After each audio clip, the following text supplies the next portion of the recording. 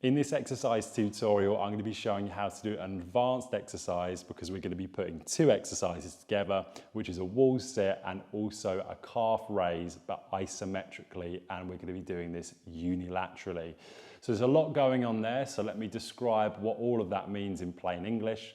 We're going to be doing a wall sit on one leg whilst holding a calf raise position with no movement whatsoever. So let me show you what that is. So what we're going to need is a wall. If you really want to do this in a very advanced way, you can even use dumbbells for this, but I'm going to show you just the simple, basic way first, and you can progress it if you need to. So when I come onto one leg, I'm actually going to be doing it on my right leg, which means you can see it hopefully best on the camera. So what I want to do initially is bring my feet into a hip width stance. They are pointing directly forwards, and I want my knees to be tracking in line with either my biggest toe or my second toe. From this position, what I'm going to do is I'm going to come down into a wall sit. So for some people that are doing this for the first time, you might just want to do quite a high wall sit position. The optimal position is going to be 90 degrees, but it's only going to be 90 degrees if that's tolerable for you.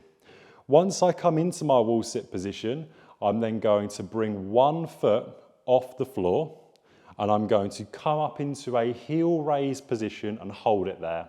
And I would do this for my desired amount of seconds and sets. So I'm going to come down into my 90-degree angle. So for me, that's here. I'm then going to bring one leg up. I'm then going to come into my calf raise, and I'm going to hold that position. So I'm holding my quadricep in a contraction here, as well as I've got my heel off the floor and I've come into a calf raise. If you're somebody that worries about balance, what you might want to do is have something or somebody that can help you up after the duration of the seconds you want to do.